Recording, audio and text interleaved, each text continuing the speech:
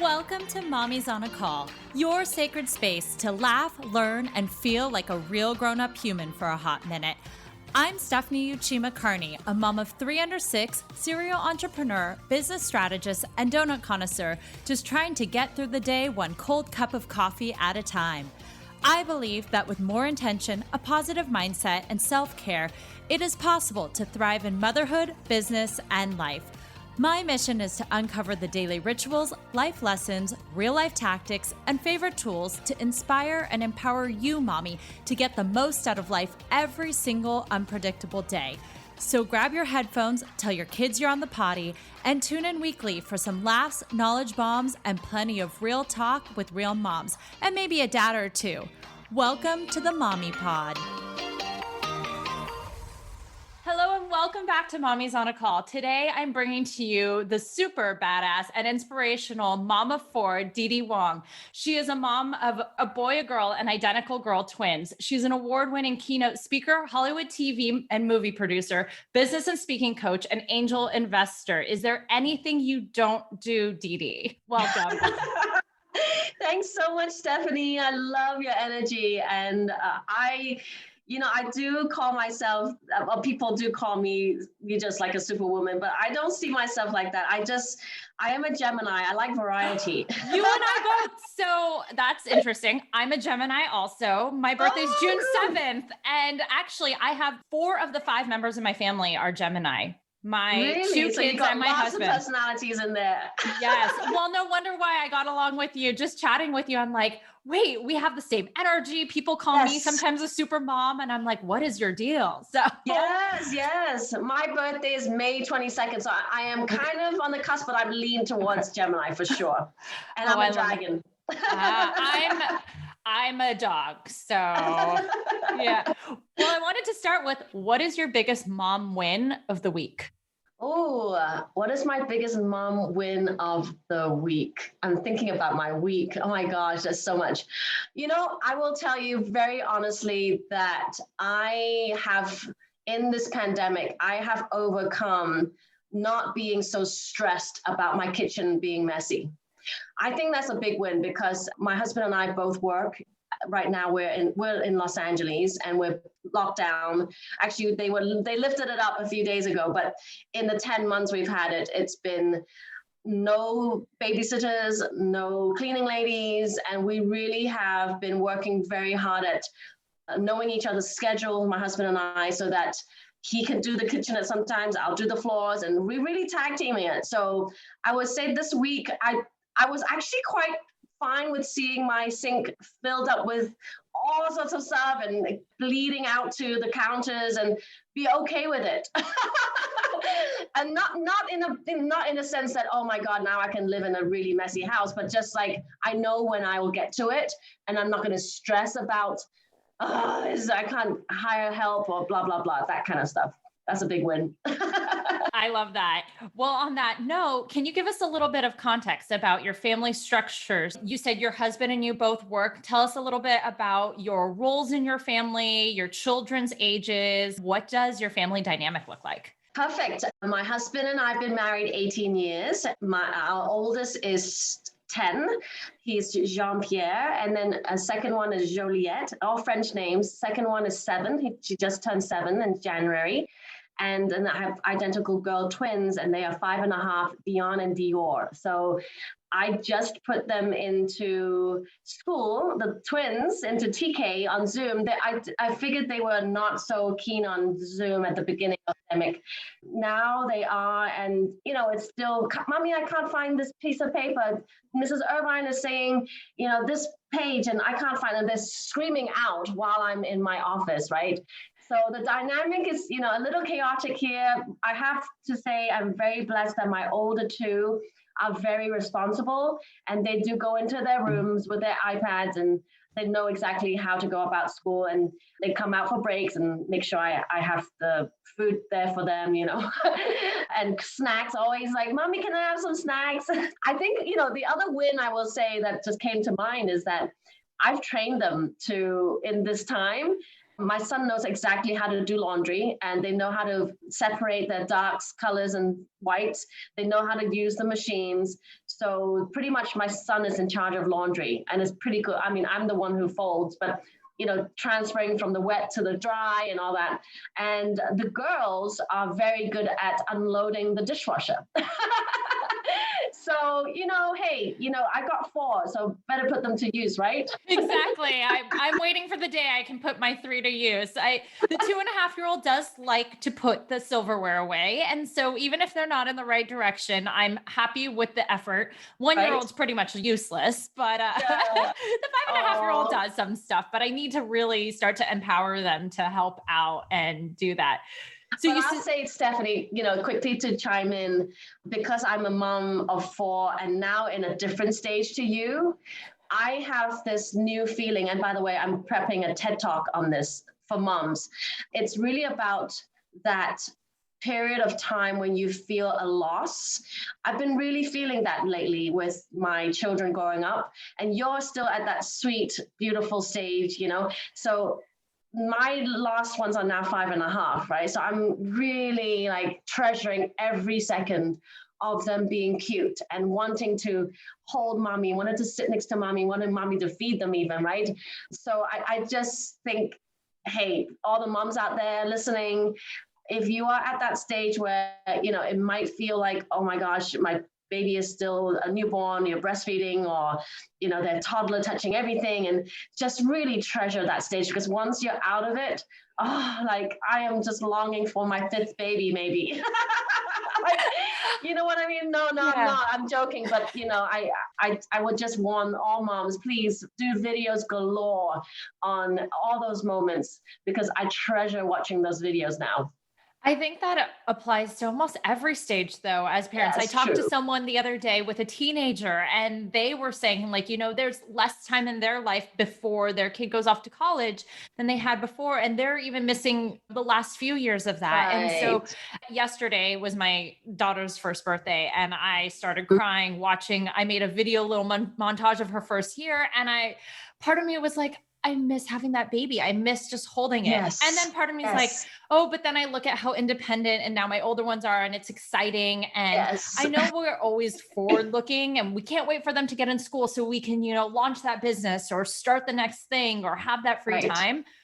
But you're also going to miss that period of time now. And there are ways to make what you want and you think that you're waiting for to happen now. And I agree with you completely. Yeah. Right. Well, I wanted to ask, so you and your husband both work, and you have your kids in distance learning at home, and you mentioned you don't have any babysitter or childcare.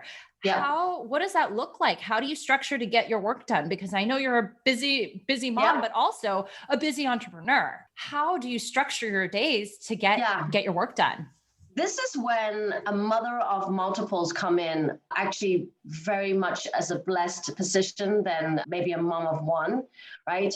So they take care of themselves. It's like a daycare center in my house, because seriously, my second daughter, who's 7, she is like, I call it in England, a prefect. Like, she's the one who decides what to do with the twins. They're like they have a little class, and she would say, okay, why don't we do this? Let's go and do that. And I hear it and I smile, because she's truly taking care of the twins and have always been the leader of just really somebody, let's go color, let's go to mommy's office and get 3 pieces of paper. Let's go, so that has been a real help. The fact that they can be independent, and of course they come in and, mommy, can I use this pencil, or can I get this, scissors? But otherwise, structure is just, I've trained them since the beginning of the pandemic that they must pick up their own stuff. Still constantly have to say, okay, and then I make it into a game. Okay, I'm gonna give you 30 minutes from now, and they hear me press, the bell or the alarm or the clock, the speed thing, the timer. Sorry. And then, okay, we have 30 minutes. So we have to, and they go into the speed mode of cleaning up. So, I think for sure I have it easier actually than a lot, because I've got 4. And, so I like to see things as glass half full, right? When did you, I guess, see that switch? Because for a lot of us, like myself, my oldest is the same age as your youngest. And so when did you see that transition, or how did you do it when they were younger? Because when did you start your company? I already had a company when I had all of them, but that was now part-time. And then I started another one at 2016. Then I started another one 2018. So I never let the children or time in my mind block me from what I wanted to do. I just went on the fact that I know I'm not getting any younger, and I want to make my next 25 to 30 years really matter. And I find, because I'm a coach, I do come across a lot of women, especially moms, who lose their identity. And as soon as they have their first baby, they don't know if they are supposed to be a full-time mom, or if they're supposed to go back to their corporate jobs, or can they really become an entrepreneur?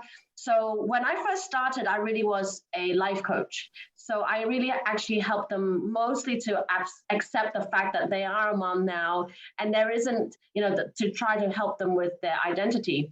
But now more so with business coaching and speaking, you actually can do it all with the children. And I'm an example of it. In my 4 years, I've come back out to the world to work, right? I'm working for myself at home, really. But I have been able to achieve so much with, still I was breastfeeding full time, right?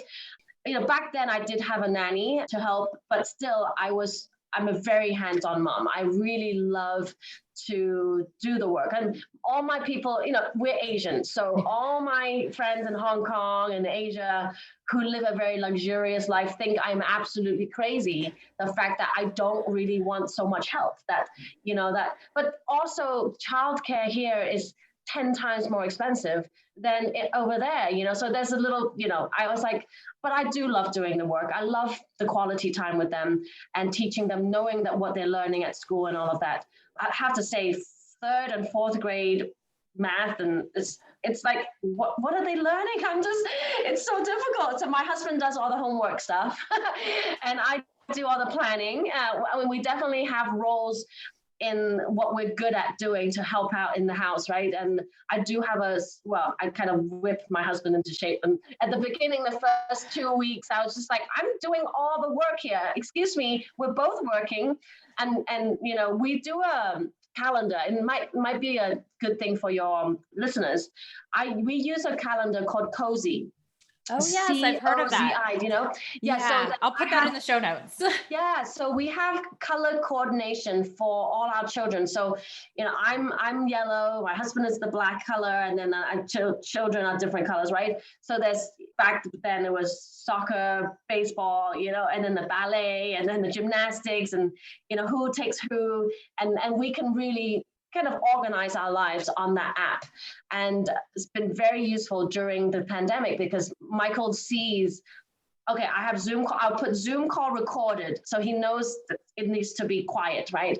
And then I always go outside right before I record, even I did it today, and say, okay, my podcast starts at 10 a.m., I need quiet. Although this podcast particularly, I told, it might be okay because I'm talking about being a mom and they are going to hear that. And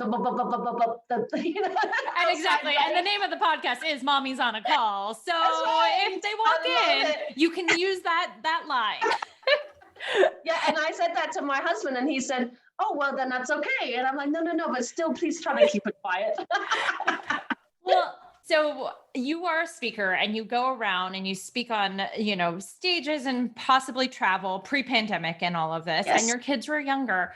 How did you make that work with your husband, with your childcare? I know you said you had a nanny, but I assume a lot of these things involved you being out of the house and being gone, and you didn't have your youngest two in school. How did you and your husband and your family structure your schedule? Yeah, so I have an amazing mother-in-law who is retired, and she cares about nothing but her grandchildren. So that was very, lucky on my part. So anytime, I had a calendar back then, where I'll know I'll be gone 3 days here, 2 days there. So it was very structured in a way, okay, well, let's plan out the next 6 months. And then I won't take some speaking events if I know I couldn't find anybody to help. But my sister-in-law as well. So I always beg and ask. And they're like, don't beg me, we love coming over, and so that helps. My husband truly is a Superman and really does take care of things when I'm gone. But when I'm gone, I'm not really gone for that long. It's usually one night or 2 nights. I'm in for the day I speak and I'm out. So, and I talk about quality time rather than quantity of time a lot with, mom podcasts. And it's really important to actually really understand that, because it's not about you be at home all the time, but not having any type of connection with your kids. And when I was flying a lot, whenever I came home, I really could spend quality time with them, right? And actually, I felt like they love that. I don't feel like they felt, oh, mommy's always gone. Actually, in fact, now, because of the pandemic, I'm always on Zoom. And in fact, I hear that more now, saying, here comes my son, about to use my printer to, so I'm going to tell him to be quiet. But yeah, no, I think that now is even more, mommy, you're always working, because it's easier because I'm home now, right, all the time. So there's always a positive and a negative in whatever situation you can be in. Right. Well, let's talk a little bit about the reason you became an entrepreneur. I think you mentioned was to have the time freedom. And Yes. A lot of moms think, yes, I want to be an entrepreneur, so I have the time freedom. But then they realize that they don't, because they have kids and everything going on. And we talked about you possibly, quote, being the super mom. So with that time freedom, how do you create that time freedom in your life? Oh, I love talking about time freedom. In fact, this is literally, if you were to pick 5 things that Didi Wong is known for, time freedom is something that I actually talk about a lot when I speak. I truly believe the happiest, if somebody fulfills their purpose in life, and the biggest thing that you can achieve for yourself is not financial freedom, but time freedom, because then you can do whatever you want with whomever you want, whenever you want, right? And the time freedom thing for sure in America is easier than when I was back in Hong Kong. And with 4 children, it's about organization. It's about time management. And, that's why I brought up the calendar thing. And I really, truly time block my time. And I organize it in a way that, okay, Monday through Friday, I still go into my office, which is in the house, and they see me, right? But I do come in anytime from 8 at least to, I probably finish my day around 3 or 4 p.m. There are days when it's longer, there are days when it's shorter. And I still put priority in taking my children to track practice. I mean, even during the pandemic, we're all gaining the quarantine 15 pounds, right? So I actually recently just had enough. We must work out together as a family. And in fact, it was funny because I was thinking of my children first, and I'm seeing my son because he's such an athlete, and I'm like, oh no, but he's gaining so much weight, and this is not good. So I actually hired a private personal trainer, and actually for the sake of track, because they love track. And so through that, I know I'm veering off topic here, but through that, I took them to track, and I took the time out of my schedule to drive in my big van, all 4 of them to track. But then I'm thinking, hold on a second, I am going to track with them. I might as well work out with them, right? That's Why would genius. I be sitting? Yeah. Right? Sitting there in the stands, like on your phone, doing something. Exactly. What a waste of time. So I said to the coach, would it be okay if I join? He's like, yeah, of course. I said, would it be okay if I join next time? He said, well, why not now? So I'm like, oh, yeah, why not now? So actually, we've been training the 5 of us the 4 children and me. And this way is family time as well. Isn't that cool? I just thought, so hey, cool. that's genius. So yeah, we go to the fields, the park, and work out. And they get to see mommy, and they're very athletic. Even my twins are like, we run up this hill and they're faster than mommy. And so it's really good to see that they see mommy struggling too. And I'm not always the best at everything, right? It's good. And the dynamic is really beautiful. I'm sorry. I veered off. No. Well, that answered my question on how you squeeze in a workout. Right, exactly. But it's really about organization. Honestly, it's time management, being a little bit strict with the time. When do you want time with your husband? Same thing, like, okay, children must be in bed by 9. School night is 9 p.m., so they start getting ready at 8:30. And if they're not tired, they pick up a book and they read in bed. That's kind of our rules. And in terms of, date nights with my husband, we used to, before pandemic, every single week go for a movie and dinner and connect, because my husband and I are really good at communicating and just download each other's week. And since it hasn't been that way, I have really missed time with my husband. So now we say, okay, everyone go into their room, or you can go into, each other's room. I want you to pick a toy that mommy bought you. Otherwise, I'm not going to buy you any more gifts or toys, right? You haven't played. And, so they take out their puzzles. And again, my daughter, Joliet, is just amazing. She just, okay, mommy, and then I'm like, we need you to give us 2 hours. Okay, no coming out for 2 hours.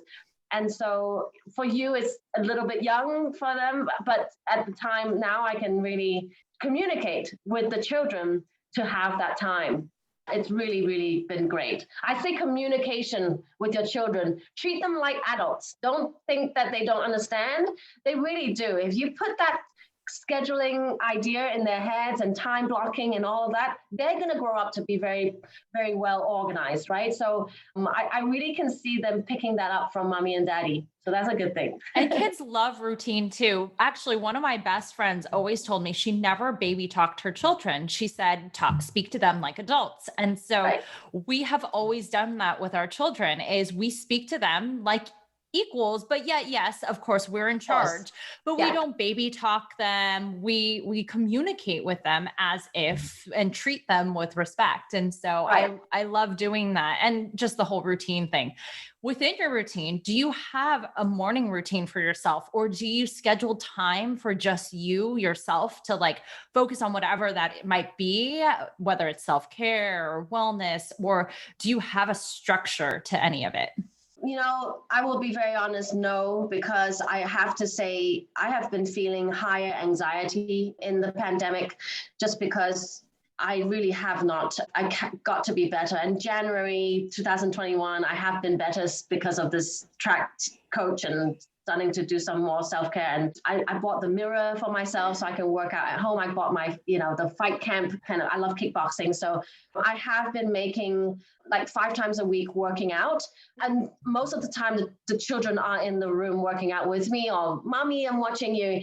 But I have to say, I have, with no massage nail or hair, and nothing is open. I have not been able to do anything. And the time that I do steal for myself is honestly here and there, 10 minutes, 15 minutes here when I eat and take a quick lunch break. And I'll kind of binge watch a little bit of Netflix or Hulu, whatever show is up. And that kind of is the way I do it. But I will say I'm a very spiritual person. So the time I have without even planning it is right before I go to sleep.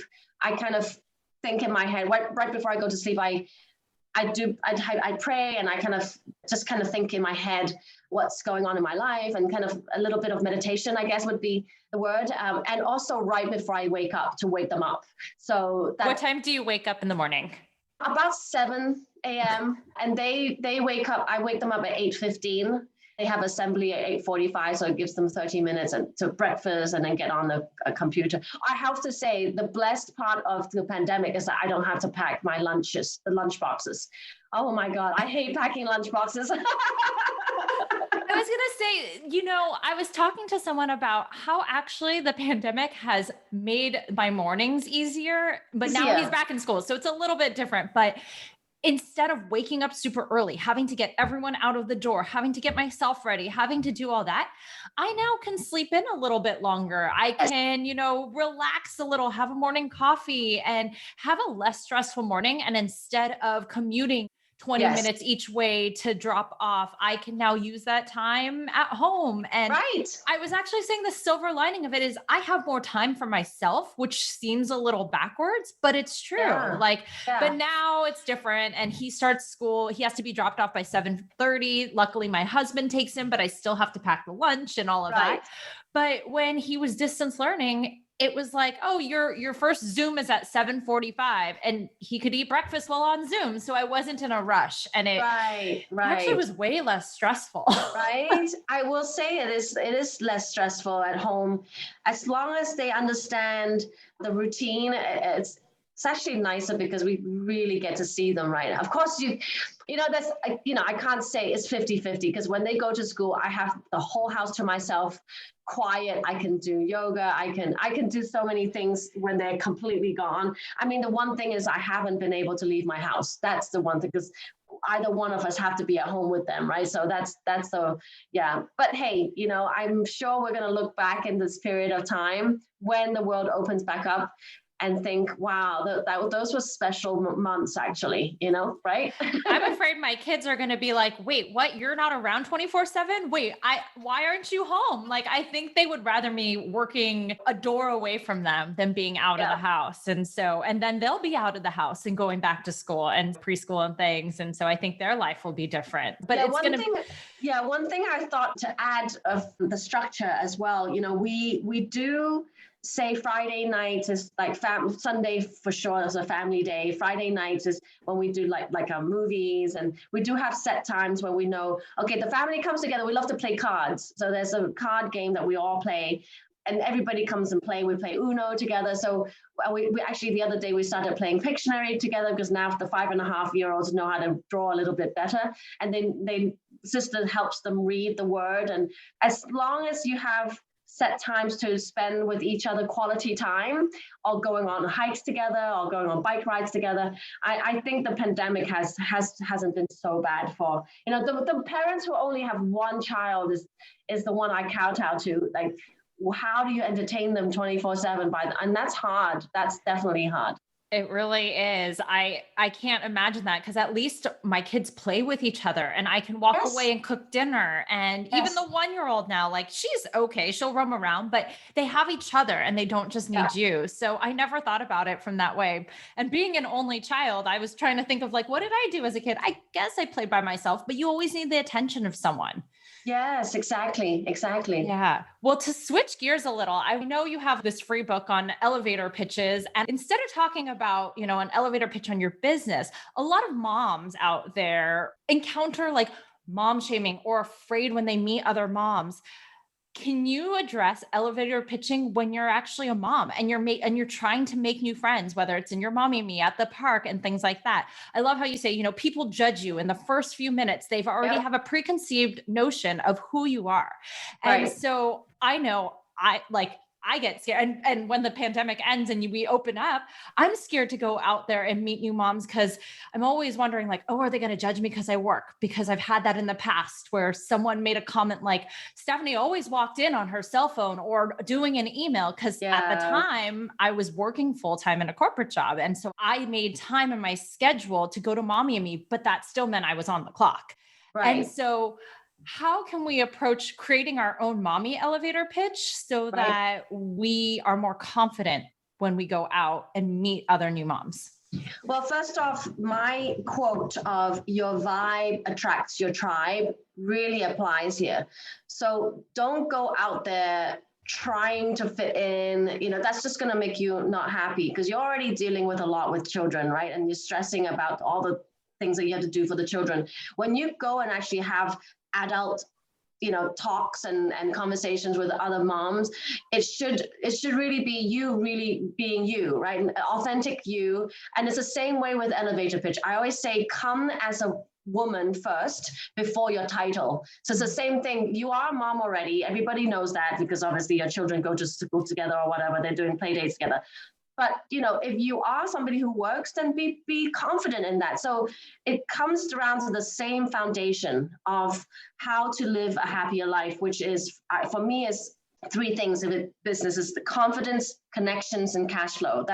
Those are the three words I have under my company, the Yes Academy. But confidence is really the foundation of living that life where you go to. I remember when I first met a mommy group, and this was in the preschool, and it was more of a posh kind of preschool where most moms housewives, and husband goes out to work, and they're well-to-do because it's a very expensive school, right? So the foundation are the three words: confidence, connections, and cash flow. We're not going to talk about cash flow because this is not a business call, but to really address how moms feel like they don't fit in. I was going into when I first met these women, right? And they're all, well-to-do because I'm going to one of the top schools, preschools, and I knew this was the top one in the area because it was the first one. I wanted him to go to the best school, right? No, not the second and the third and the fourth is a totally different story because I already learned. But when I first went there, I owned my company, but I wasn't really working in it. So I wasn't like, I'm the one who worked and stuff. And, it's interesting because I remember at that time, I would hold breakfast, at my home to meet all the moms, and I would get bagels and coffee, and everybody comes in, and I would set the table. And I made a real effort to really get to know these moms, right? And we liked each other. I wouldn't say anyone became a best friend. I did get close to one particular mom, but at the end of the day, they're going to come and go because your children are not going to be constantly in that same school. And you will find that different moms have different feels. And I know whoever is listening, they know exactly what I'm talking about because there are the preschool moms, and then there are the first grade moms, and then, and now in a Catholic school where all my children go, we don't even have a connection with the other parents because you just drop them off. You don't go there and you hang out or you talk in the maybe Christmas concert or something like that. But, I would say your vibe attracts your tribe, meaning that don't let what if somebody judges you? You're probably judging other people too. So you know what? We're human beings and it's okay. Just lead your life with kindness. Everyone has a different situation. I know when I started working back out and I was flying around a lot speaking, people were probably judging me. She's never home. She has 4 children. Even my mother said to me at one point, I was filming my movie Impact. And she even said to me, being a very Chinese mom, what are you doing? Why are you not just being a mom to, your husband should be the one going out to do all this stuff, right?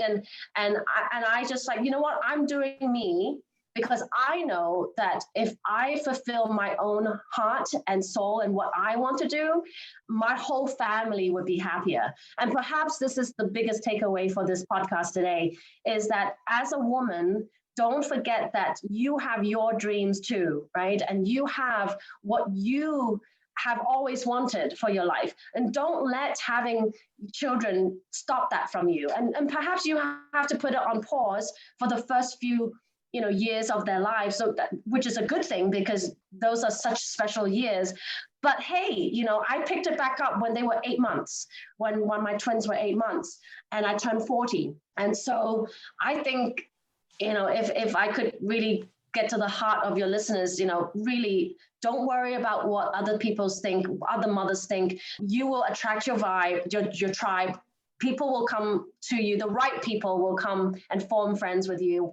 And the ones who judge you, they're not worth your time anyway, right? And you're going to lead different lives. You're going to move on to elementary school, then high school, then college, and then you're going to switch gears and you're going to grow yourself. But I will say the most important thing for you is to be true to yourself and, come off as the most authentic woman you can be, as, with the mom title, but come off as a woman first, right? Before you are the mom, and go out there and enjoy and give joy. This is what I say. I always say transfer gold dust. That's kind of one of my mottos as well. Like when you come to a conversation, think about what you can do to help the other person, to transfer gold dust and to add to the conversation rather than constantly complaining about how stressful it is, blah, blah, blah, blah. Then you can add to other people's lives. And in turn, you're going to find your group and it will be a good thing. Yeah. On that note, would you like to be one of my best friends? I resonate with all of that. So yeah, thank you. Well, to wrap it up, I wanted to ask you, what is your superpower that you gained once you became a mom that makes you better in either business, life, whatever that is? I still think that it goes circle back to before I truly was obsessed with things being in place and obsessed with cleanliness and toys putting back in the same place. My superpower now is just really be able to live in the moment and be present. If I have chairs not put back in underneath the dining table and things not in place, I'm able to just really understand I'm present with my children right now. I'm having a great conversation with my husband. I don't need to rush to do laundry. It's okay to pile up. And the superpower really is to be okay with living your life and being present to what really matters, which is time with your children, time with your husband, and time for yourself. And all that comes into play before, having to have the toys all back in place. And that's, so hopefully that made sense. Yes, that did. So where can we find you? Online or in life? I am so easy to find. I have a great social media team, so I'm easy to find. Look at didiwong.com. That's my website. And if you want to directly email me, it's didi@didiwong.com. And I want to gift your audience, because we did touch on elevator pitch. I want to gift your audience, anybody who cares to know more about that topic, an ebook, easy to read, while you're bottle feeding, you can have it on your screen to read or something like that. It's didiwongfreebook.com. And you just go on there and you can get a free ebook from me. It's called How to Perfect Your Elevator Pitch. Yeah. Thank you so much. Oh, that's very generous. I appreciate that. Well, thank you, Didi, for joining today. You've shared so much insightful information, and I'm really excited we got a chance to chat. Thank you, Stephanie. Thank you so much for listening to this episode of Mommy's on a Call. Your support means the absolute world to me. You can find the show notes for this episode and other goodies over at mommysonacall.com. And if you enjoyed this episode or have gotten value from the podcast, I would be so grateful if you could head on over to Apple Podcasts and leave a rating and review so that we can reach and empower more moms all over the world together. Thank you so much again, Mommy Pod, and I will see you here next time.